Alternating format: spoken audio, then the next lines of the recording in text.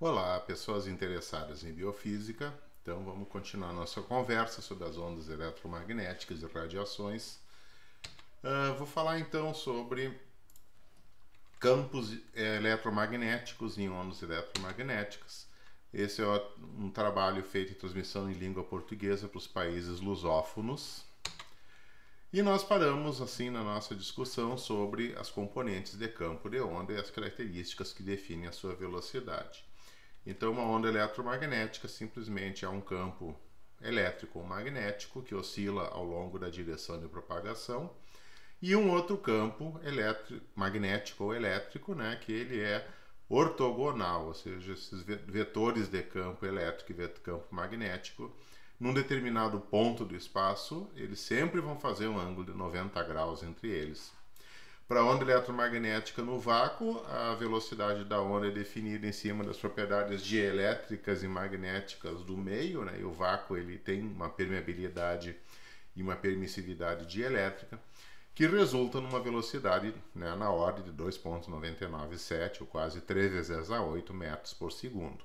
Então, a onda eletromagnética ela tem a velocidade mais alta que é possível no universo. Não existe nenhuma velocidade que consegue, de qualquer coisa, que consegue ser mais alta do que esse valor aqui.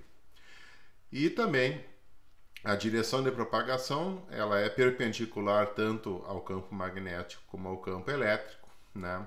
E é definido por um vetor aqui, né? E esse vetor ele vai me dar, né, a direção de propagação, ou seja, se eu tiver um campo magnético e um campo elétrico fazendo perpendicular entre si, o produto vetorial do campo elétrico com o magnético dividido por μ0 define esse vetor S chamado vetor de Poynting, que ele é um vetor que tem um grande significado físico, porque é a partir dele que a gente vai estudar a transferência de energia e a transmissão de energia, porque a gente sabe que uma onda eletromagnética qualquer, ela mesmo os raios-x e raios gama, né, micro-ondas e toda a componente espectral assim do espectro eletromagnético, qualquer onda eletromagnética assim no universo, ela não vai transportar matéria, ela vai transportar somente a energia, e ela é caracterizada por uma frequência, um comprimento de onda, um período de oscilação, e a frequência pode ser uma frequência angular, se a gente fizer um análogo do movimento harmônico de uma onda, né, com um movimento circular uniforme. Então a frequência ela tem uma característica, a frequência ômega, uma característica equivalente ao movimento de rotação, né? Então praticamente a frequência angular ela é dada em radianos por segundo, e a frequência linear, que é o inverso do período, né? Essa frequência aqui é 1 sobre período, então praticamente ela é o hertz, então é quantos ciclos a gente vai ter de onda, né? O F é frequência linear, me diz quantos ciclos de onda eu vou ter por unidade de tempo. Então, uma onda de 100 MHz, por exemplo, que é uma onda eletromagnética que nós podemos captar no rádio FM do automóvel, no rádio FM do aparelho de som que a gente tem em casa, né? 100 MHz é uma onda que vai oscilar 100 milhões de vezes por segundo. Então, ela passa, por exemplo, de um ponto de máximo até voltar ao ponto de máximo, tanto no campo elétrico como no campo magnético, ela vai fazer isso aproximadamente 100 milhões de vezes por segundo. Tá? Então, todas as ondas eletromagnéticas são extremamente rápidas no tempo e rápidas na velocidade, né? Diferente das ondas, por exemplo, ondas mecânicas, ondas acústicas, que têm uma velocidade muito mais lenta, que vai depender de outros fatores que dependem do meio, da elasticidade, coisa parecida. Mas a onda eletromagnética ela não tem isso, ela simplesmente é um processo que o campo elétrico alimenta o campo magnético alimenta o campo elétrico, e as equações assim fundamentais do eletromagnetismo, que são chamadas equações de Maxwell, dizem que um sustenta o outro indefinidamente. Então isso aí é previsto pelas equações, e tanto que nós podemos enxergar a luz de estrelas muito distantes, porque as ondas eletromagnéticas nos comprimentos de ondas luminosos, né, da faixa visual do espectro, ela consegue atravessar o universo e chegar até nós, quando a gente pega com os telescópios. Então vamos trabalhar um pouquinho mais sobre essa questão das oscilações dos campos. Então vamos supor que eu coloque por convenção, né, o campo elétrico na direção y, né, num sistema de coordenada x, y, z. Esse campo na direção y vai depender da direção de propagação, da posição no eixo onde a onda se propaga e do tempo. Então, o campo elétrico é sempre medido em newton por coulomb ou micronewtons por coulomb, que é mais ou menos um valor mais realístico assim para fontes luminosas que nós temos, por exemplo, no laboratório. E o campo magnético na direção z, por exemplo, né, a gente considera um plano YZ, também vai depender da posição e vai depender do tempo, né? Vamos dar uma olhada, por exemplo, no modelo anterior. Se eu fixar o tempo, se eu congelar a onda, dependendo como eu estou indo aqui na direção de propagação x, o campo magnético vai ter um comportamento, o elétrico também vai variar com a posição. Então, o campo elétrico e o magnético vão variar tanto com o tempo, porque isso aqui está oscilando no tempo, ou também, se eu congelasse o tempo, eu conseguiria ver a onda assim, né, oscilando bastante em posição. Então, temos o campo na direção y, que depende do ponto onde ali está na direção de propagação e tempo. E temos o campo magnético, que está no plano, né, no eixo z, né, que também ele vai variar com respeito à posição ao longo do eixo da direção de propagação. E nós temos o vetor de Point, que é aquele vetor que é perpendicular tanto ao campo elétrico como ao campo magnético, perpendicular a esses dois ao mesmo tempo, tá? E ele vai ter um sentido praticamente, que vai ser o sentido na direção da velocidade sempre. Alguns textos usam para unidade de medidas o Gauss, né? Trabalhando em micro-Gauss, por exemplo, para campo magnético. E nós temos um Gauss igual a 100 microteslas, por definição. Então, isso aqui é um fator que relaciona essas duas unidades de medida. O sistema internacional é o Tesla e microtesla, que é a unidade de medida no Sistema Internacional de Unidades, e o Gauss aparece como uma outra medida. Se nós olharmos uns feixes de laser, por exemplo, né, a gente pode ver que a emissão de radiação ela se dá ao longo na direção x. Os campos magnéticos estão na direção z, né, e o campo elétrico vai estar na direção y. Então, imagina uma cruz aqui com os eixos y e z, nós teríamos os campos oscilando, né, um numa direção e o outro no outro, tá? Em função da posição x e no tempo. Então, como o comprimento de onda aqui dessa cor verde em torno de 540 nanômetros, né, praticamente um comprimento de onda vai acontecer em 540, né, nanômetros, ou seja, 540 vezes 10 a menos 9 metros. Então, é muito curto o ciclo de oscilação da onda. A velocidade é extremamente alta, é quase 3 vezes 10 a 8 metros por segundo. E essa frequência aqui vai ser ao redor de 10 na 15 Hz. Então, se eu fixar um ponto aqui, o campo magnético e o elétrico, eles oscilam com uma frequência em torno de 10 na 15 vezes por segundo. Ou seja, são frequências extremamente altas assim para a luz visível. E nessa direção aonde o feixe de luz se propaga, onde o raio luminoso se propaga, nós vamos ter o vetor de Poynting, que é responsável pela interpretação do transporte de energia, né, ao longo do eixo, né, ao longo do feixe. Então, nós temos, no caso do laser, um feixe cilíndrico, a intensidade não depende da posição, a onda simplesmente vai e não perde intensidade, né? E a frequência daí e o comprimento de onda caracterizam a cor do laser, né? Então, nós temos a frequência, que é uma quantidade imutável que define a onda. Então, frequência associada aqui é uma radiação de 640 nanômetros para o laser vermelho. Aqui nós temos 540 nanômetros para o laser verde, né? O azul aqui em torno aí de 420 nanômetros e o violeta em torno de 380 nanômetros. Tá? Então, a gente pode ver bem a impressão que a gente tem, a impressão visual que nós temos, tá? Da porção visível do espectro eletromagnético e das diferentes cores que a gente pode produzir em laser. Então, laser, uma frequência, um comprimento de onda, quando ele está no vácuo. Se ele entrar num meio que tiver um índice de refração diferente, ele vai mudar o comprimento de onda, mas a frequência sempre vai permanecer a mesma, porque a frequência é o que tem a identidade da onda. O comprimento de onda vai depender, né, da velocidade assim que a luz pode ter nesse meio, né, no meio que ela tiver. Aqui a gente pode ver uma animação que eu calculei, né? Eu calculei aqui uma animação de uma onda eletromagnética como se ela estivesse sendo freada, tá? Então, uma onda eletromagnética, por exemplo, de um laser, né? Ela estaria oscilando aqui, ela estaria oscilando de máximo e mínimo no campo elétrico. O campo elétrico desce, sobe, desce de novo na direção Y. E perpendicular aqui na direção Z, esse vetorzinho azul seria o campo magnético.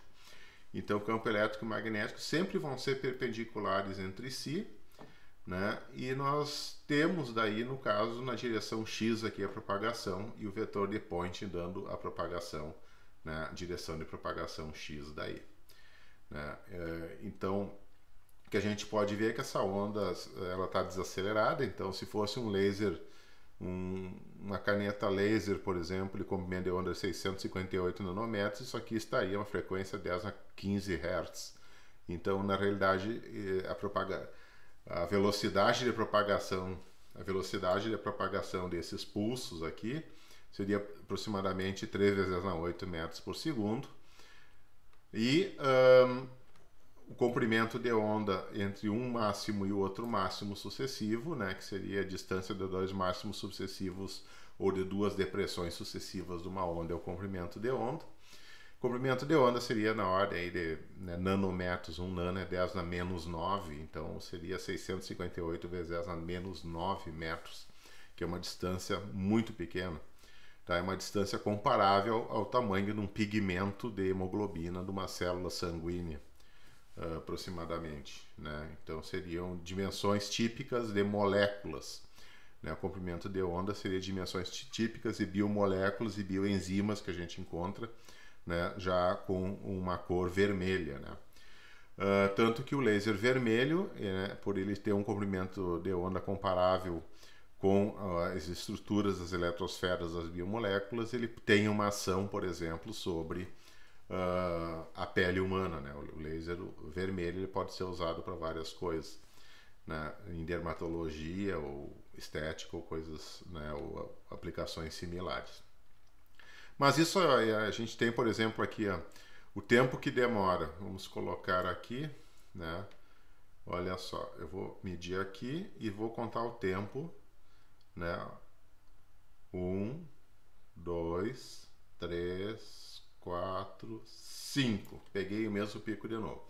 Então, esses 5 segundos que demorou para passar 2 picos sucessivos é o período da onda. Tá? Esse período de uma onda, por exemplo, né, uma onda de um laser vermelho, tá? Seria alguma coisa em torno de 10 a menos 15 segundos. Então, eu estou desacelerando a onda por um fator assim de quase 10 na 15 vezes, né? Para a gente poder enxergar ela, para ver como a onda eletromagnética ela cicla muito rápido. Tá? As ondas eletromagnéticas né, elas praticamente têm uma taxa cíclica muito alta, assim, principalmente quando chega infravermelho, né, passando as micro-ondas infravermelho, ultravioleta, né, e raio gama, elas ciclam muito rápido, tá? Muito rápido mesmo.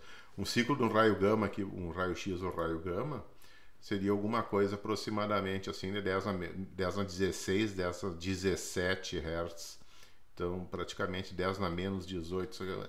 É uma quantidade de tempo, assim, um período assim muito curto, uma frequência muito alta mesmo, tá? Para as ondas mais energéticas. E a frequência dessa onda, obviamente, é o que determina, né, determina a energia. Então, a energia é a constante de Planck vezes a frequência. Quanto mais alta a energia, mais efeitos ela vai ter nas substâncias e na matéria, assim, que a gente pode pensar. Tá? Então, essas são as equações de campo da onda eletromagnética, tá? Onde está basicamente todo o formulário que a gente precisa para interpretar agora o espectro eletromagnético em função do que a gente tem. Então, a frequência angular, que é dada em radianos por segundo, é 2π vezes a frequência linear, que é dada em Hertz, que é 2π dividido pelo comprimento de onda em metros. Tá? K é o vetor de onda, que me diz quantos ciclos de onda eu vou ter em 2π radianos, então K é 2π sobre o comprimento de onda. Ok? E ômega é 2π sobre período, então me diz, por exemplo, quantos períodos de onda completa eu vou ter, né?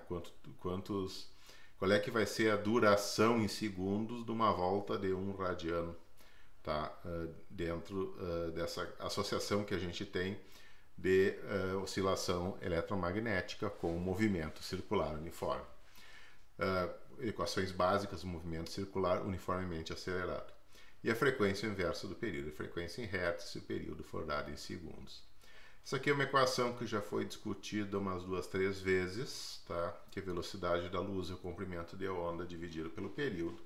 Comprimento de onda vezes a frequência, substituindo essa expressão aqui embaixo, né? E é 3 vezes 10 a 8 metros por segundo.